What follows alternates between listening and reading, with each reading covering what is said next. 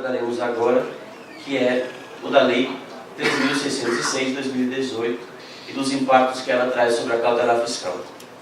Antes de tratar especificamente desses impactos, cuidando de contrastar como a Fazenda Pública usava a cautela fiscal e como ela usará agora os mecanismos trazidos por essa nova lei, eu queria convidar os senhores para uma rápida, muito rápida, incursão nos fundamentos do processo tributário e talvez até em alguns aspectos históricos também. A primeira reflexão que a gente deve fazer é que a formação de grupos de seres vivos é inerente à natureza e nós encontramos isso em lobos, nós encontramos isso em golfinhos, nós encontramos isso em vários outros mamíferos superiores. Existem outros animais que formam grupos também, como formigas, cupins, mas eles estão unidos e movidos por outros fatores. Os mamíferos superiores, eles encontraram na cooperação um mecanismo para ter melhores condições de sobrevivência e formam grupos que cooperam, e a nossa inteligência, uma das explicações no surgimento dela, evolutiva, é essa, que ela nos permite cooperar em torno de objetivos comuns. Só que os grupos podem ter conflitos, pode haver um conflito no seio de um grupo, e é preciso que alguém resolva o conflito. Entre esses grupos de animais, tanto de lobos como de golfinhos, existe um líder, que geralmente é chamado de macho alfa, talvez a natureza seja machista também, em alguns desses grupos pelo menos, mas existe sempre um macho alfa que adquire essa posição de macho alfa, dentre outras coisas, pela habilidade que tem de resolver conflitos. Se nós estudarmos, por exemplo, primatólogos, autores primatólogos que tratam de comunidades de chimpanzés, os chefes, os líderes dos grupos de chimpanzés são chefes porque eles conseguem resolver os conflitos. Uma chimpanzé fêmea que sequestra, que não consegue ter filhos e sequestra o filhotinho de uma outra colega dela de grupo, e a colega descobre, vai lá, pega o filho de volta e as duas ficam puxando os cabelos uma da outra, o macho alfa vai lá e resolve o conflito, resolve a briga, e isso pacifica o conflito e faz com que todos vejam nele alguém que merece ser o líder. E isso se refletiu também nos grupos humanos. Nos grupos humanos, nós temos aqui, por coincidência, Salomão, que foi um rei que ficou conhecido por um conflito que resolveu parecido com o das chimpanzés que eu mencionei, de duas mães que brigavam por uma criança. Então os reis, todos eles tinham lá o momento de chegar na sala das súplicas e de resolver os conflitos que aconteciam entre os seus súditos. Uma das tarefas deles, reis, era essa.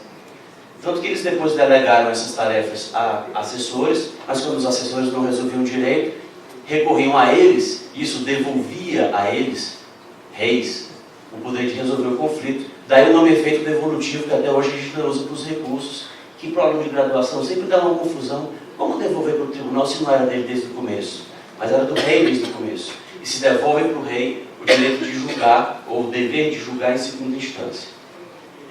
Mas o problema que se coloca, doutora Maria Juliana, é quando o conflito envolve o líder. Tudo bem, o macho alfa resolve, o rei Salomão resolve, mas e quando o conflito envolve o líder?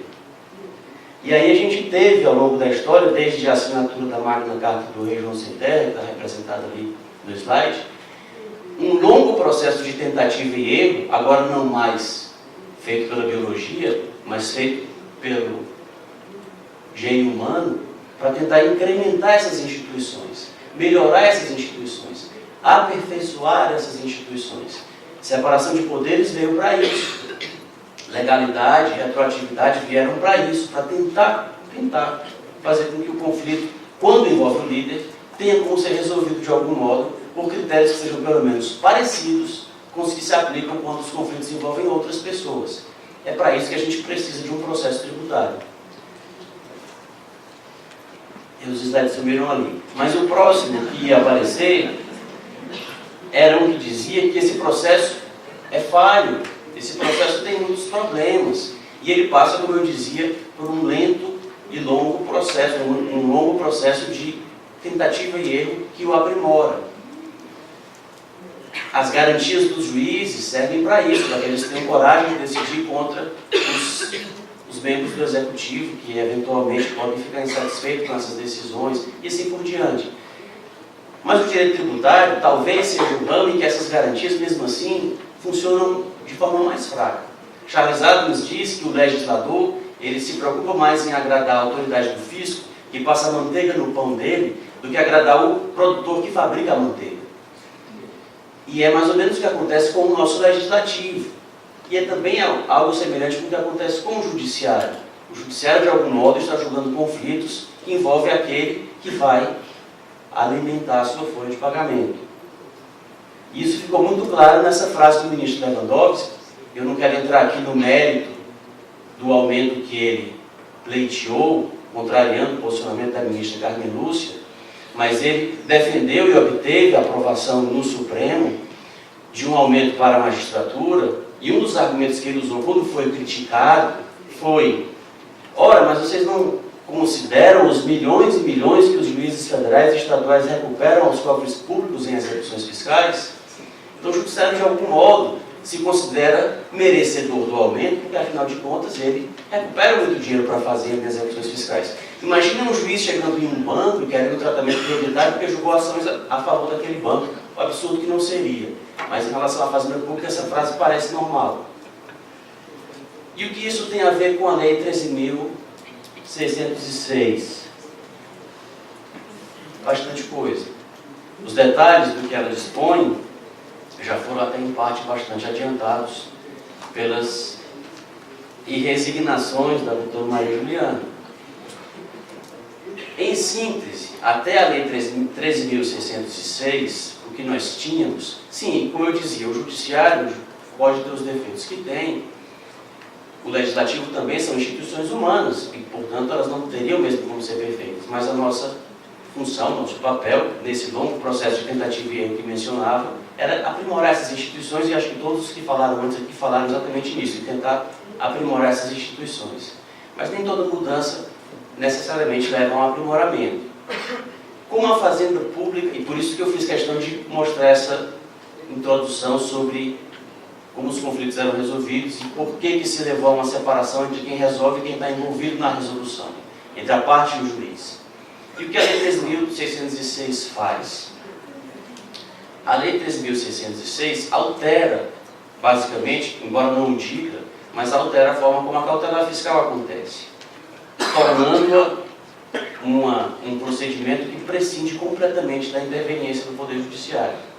E aí nós podemos pensar que o Poder Judiciário pode ser falho, pode ter os seus problemas, mas ele é uma dessas garantias que foi construída ao longo do tempo. E o que faz? Como fazia a Fazenda antes da Lei 13.606?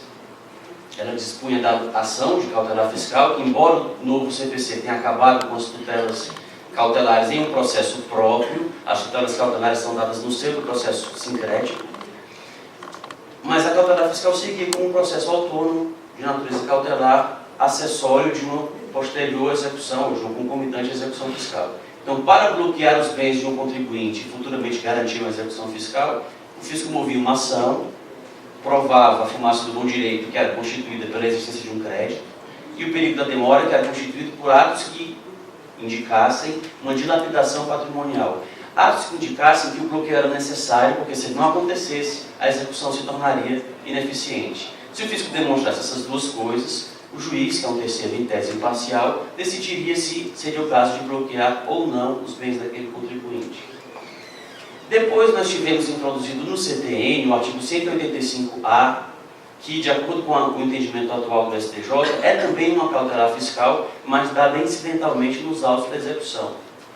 Se o contribuinte citado não indica bens à penhora, não paga primeiro, não indica bens à penhora, não paga, e se não são localizados bens que possam ser penhorados, aí haverá indisponibilidade online de todos os seus bens e direitos. Tal como agora a Lei 13.606 faz, diante do mero não pagamento em 5 dias do valor que foi inscrito em dívida ativa. Então, o que a Lei 13.606 fez foi tornar completamente desnecessária a cautelar fiscal, tanto a da lei específica, 8.937, como a do artigo 854 do CTN.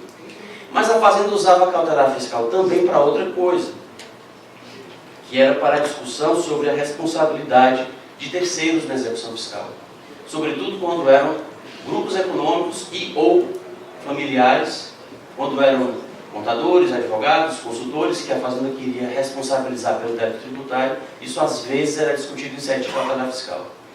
Como foi adiantado antes, pelo Dr. Rodrigo, há uma discussão no STJ sobre vários temas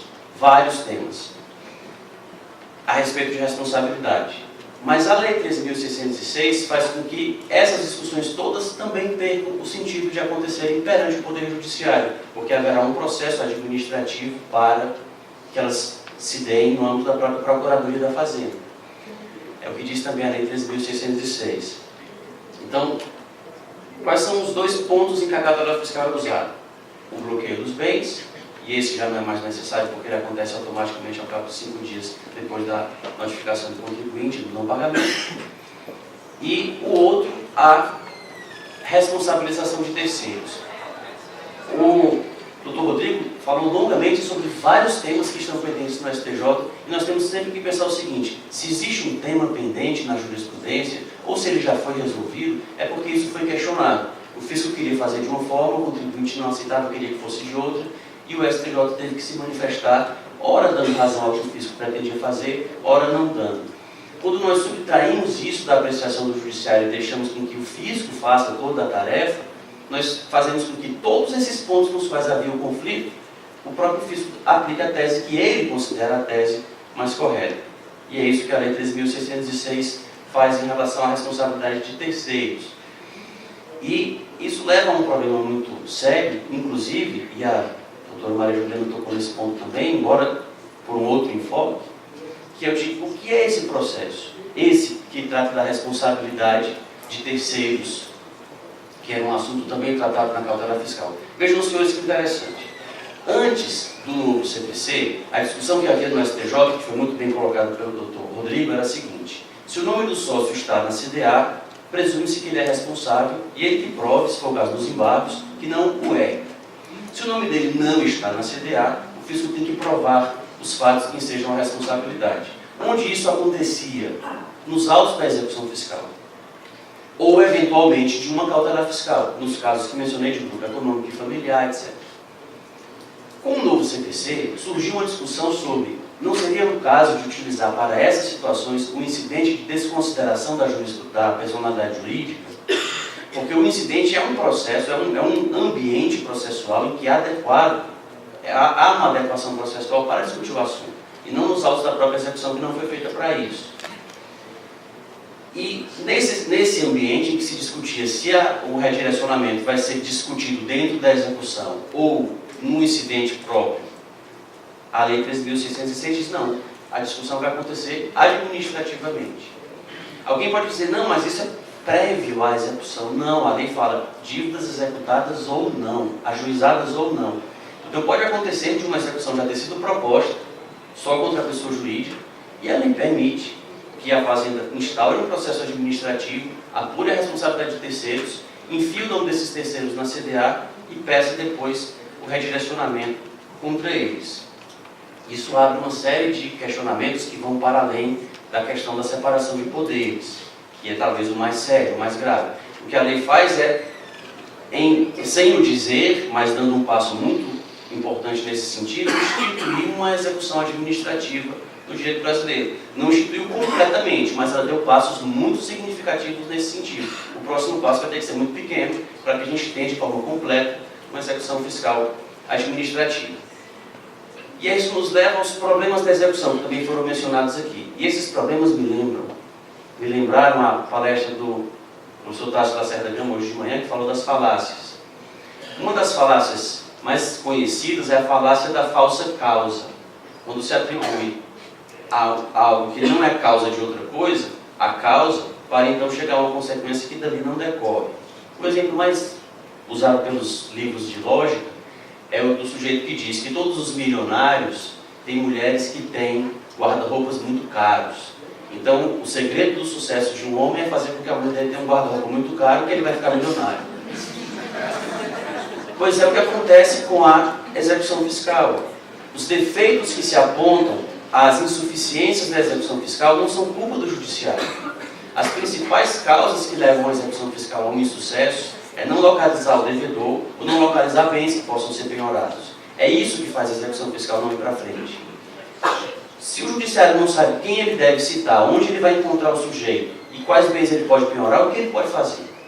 E o que vai mudar se isso for passado para a mão da fazenda? Não vai mudar absolutamente nada. Tanto que outra coisa que a lei faz, a 13.606, é dispensar o fisco de executar em situações em que ele já sabe que não tem bens que ele possa penhorar. Mas se os defeitos são esses, tirar do judiciário ou manter no judiciário não vai mudar absolutamente nada. Tirar do judiciário vai permitir apenas que se faça muito mais força em cima daqueles que são encontrados, que se faça muito mais pressão em cima daqueles que têm bens que podem ser penhorados. É só isso que vai mudar se nós tirarmos a execução fiscal do judiciário, e não a ineficiência causada por não se encontrarem bens ou não se encontrarem os contribuintes. Uma outra coisa que a Lei 13.606 faz é permitir a inscrição do nome dos contribuintes nos cadastros de proteção de crédito. O nome do contribuinte que não paga a dívida nos 5 dias, além de ser publicizado que ele não fez esse pagamento, em suposta proteção aos terceiros que negociariam com ele, para que não sofram os efeitos da fraude de execução prevista no artigo 8.5 do CDN. Então existe também a ideia de inscrição desses nomes nos cadastros de proteção de crédito. E aqui, mais uma vez, é interessante lembrar de Charles Adams, quando ele diz para o bem e para o mal, a história dos tributos ao longo da civilização, o impacto dos tributos na história da civilização, em Charles Adams diz que a gente usa a palavra crédito tributário para falar do tributo como uma extensão linguística generosa em relação ao tributo. Porque o tributo não decorre de crédito. Quem tem crédito é quem tem palavra que diz que vai cumprir uma obrigação e cumpre. Então, se eu digo que eu posso acreditar numa pessoa, é porque a pessoa cumpre a sua palavra. Ela honra os seus contratos. Então, o serviço de proteção de crédito, ele deve servir para nós conhecermos quem não cumpre os seus contratos. E não propriamente para quem não cumpre as suas obrigações tributárias, que essas poderiam ser, inclusive, inscritas, mas em outros cadastros e não nesses. Mas esse é um detalhe de menor importância. O detalhe de maior importância é de nós lembrarmos que o direito é uma via de mão dupla. Então, se em alguns momentos uma tese pode favorecer um lado, aquela mesma tese, se for aplicada de forma coerente, vai favorecer o outro lado.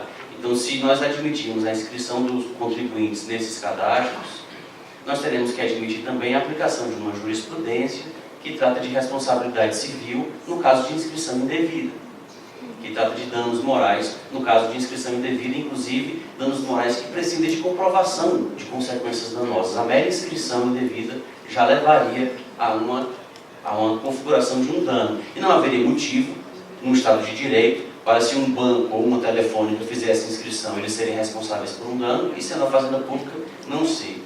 E nós poderíamos, inclusive, pensar também na aplicação do parágrafo do artigo 37, do parágrafo 6º, que trata da possibilidade de responsabilidade, no caso de dolo ou culpa, do agente que tiver procedido a essa inscrição. Então, como o direito é um sistema, nós não podemos admitir a aplicação de certas teses só quando elas nos favorecem. Se elas forem aplicadas, elas vão ter que ser aplicadas de maneira coerente. E eu queria apenas encerrar, doutora Maria Juliana, acho que ainda existem alguns minutos aqui à minha disposição, agora que foram 19, que é o seguinte: como nós podemos levar algum controle à jurisprudência? O doutor Marciano fez uma palestra brilhante há alguns minutos, algumas horas, em que ele falou de julgamentos absolutamente descolados da ordem jurídica e que levam a algum subjetivismo. Em matéria tributária isso não tem sido raro. Uma das formas que nós podemos utilizar, dentre várias, é de analisar a jurisprudência de maneira crítica. E esse é um estudo que ele tem feito já há bastante tempo. Acho que desde os anos 90, o professor Marcelo tem feito esse tipo de estudo. A doutrina do direito brasileiro basicamente se dividia em dois grandes grupos em relação à sua postura diante da jurisprudência. Ou nós tínhamos manuais, livros, compêndios, que catalogavam a jurisprudência de maneira absolutamente acrítica. Não, o Supremo disse, então é assim. Não, mas espera aí, o seu precedente é mais antigo do que o meu é mais recente, então o meu vale mais. A discussão era só essa. A hierarquia e a data do precedente, não se fazia nenhuma discussão quanto ao que ele dizia nos seus fundamentos. Ou então, o contrário, do outro lado do espectro, nós tínhamos autores que teorizavam livremente sobre o direito, e se alguém dissesse, mas o Supremo já decidiu diferente, o Supremo está errado. Jurisprudência que contrariasse o seu ponto de vista. E é importante nós termos uma posição intermediária de tentar entender esses julgados e fazer uma análise crítica deles. Em relação à execução, nós temos muita jurisprudência sobre execução. E no que tange especificamente a redirecionamento, não em relação aos aspectos de direito material que foram tratados pelo Dr. Rodrigo, mas aspectos de direito processual, como procedimentalmente redirecionar. Nós temos decisões que ora dizem que se aplica o CPC, ora dizem que não se aplica o CPC, ora dizem que porque o CPC é omisso deve ser aplicado uma lei mais específica, ora se o CPC tiver uma disposição específica aí já não se aplica mais o CPC, como é esse caso do incidente da desconsideração. Não existe na lei de execução fiscal nada que trate do assunto, então por que não aplicar o artigo 133? Por que aplicar agora essa disposição da lei 13.606 nos termos que ela vai ser entendida? E com isso eu encerro, doutor Juliano, dizendo, eu não vou dizer que encerro 4 vezes não, vai ser só mais essa. Que a jurisprudência pode entender essa lei de 2 formas. Ela pode entender que a lei procedimentaliza algo que vai acontecer dentro da Fazenda Nacional para que depois ela peça ao juiz o redirecionamento, no que tange ao redirecionamento. Mas ela também pode ser entendida como já permitindo uma inscrição do nome, ou uma retificação da CDA para uma inscrição do nome daquele que foi apurado no processo administrativo nela previsto. Se ela for entendida dessa forma, ela será não apenas inconstitucional, dessa segunda forma, como ela também levará a uma incoerência da jurisprudência em relação a vários julgados que dizem que quando o CPC tem norma específica, ele deve... Quando a lei de execução fiscal não tem norma específica e o CPC tem, ele deve prevalecer sobre ela em relação a esse ponto. Mas também nós criaremos um problema em relação à prescrição. Nós sabemos que o lançamento é o divisor de águas entre decadência e prescrição. Até a feitura do lançamento contam-se prazos de decadência. Depois do lançamento contam-se prazos de prescrição. E esse processo de apuração de responsabilidades de terceiros, ele é o quê? Ele é um lançamento? Então tem que contar um prazo do fato gerador para que ele aconteça? Não, ele não é um lançamento. O lançamento já aconteceu. É só para apurar a responsabilidade. Então, depois dele contar um prazo de prescrição, ou ele é inócuo em relação à contagem dos prazos de decadência e prescrição, talvez o melhor entendimento seja esse, de que ele é inócuo em relação à contagem do prazo de decadência e prescrição. Mas isso mostra o quanto ele é uma peça estranha no sistema, ele é uma peça estranha no ninho. E, em relação à análise dos precedentes, nós temos que lembrar sempre do experimento de Ullmann, que foi um experimento feito por um neurocientista, estudioso do comportamento humano, que ele fez o seguinte experimento. Ele reuniu várias pessoas numa sala e pediu a elas que examinassem quem deveria ser escolhido o chefe de polícia da cidade. E deram a essas pessoas, esses experimentadores, esses cientistas, deram às pessoas vários currículos para eles escolherem quem seria o novo chefe de polícia da cidade. Os currículos eram fictícios, mas os que faziam a experiência não sabiam. Quem fazia a experiência era, na verdade, a cobaia, mas eles achavam que estavam ajudando a escolher alguém como chefe de polícia. E eles escolheram, os 2 currículos tinham, entre vários currículos, havia 2, em que um deles havia uma pessoa com larga experiência acadêmica, mestrado, doutorado, pós-doutorado, em segurança pública, mas não tinha nenhuma experiência nas ruas. E era um homem. No outro, uma pessoa que tinha muita experiência nas ruas, mas não tinha nenhuma formação acadêmica, e era uma mulher. E todos os que faziam a experiência, todos os que eram chamados a escolher, escolhiam um homem. E perguntavam, mas por que vocês escolheram esse candidato? Aí diziam, não, é porque esse candidato tem uma formação acadêmica muito grande, isso é muito importante, e a experiência nas ruas, como ele vai ser o chefe, não é necessária. Quando o experimento era repetido em outro grupo de pessoas, mas alteravam-se os sexos das pessoas nos currículos, e a pessoa com muita experiência na rua era um homem, e a pessoa com muita formação acadêmica era uma mulher, de novo escolhiam um homem. E perguntavam, mas por que escolheram esse candidato? Não é porque para ser chefe de polícia tem que ter muita experiência nas ruas, mas não precisa ter formação acadêmica nenhuma.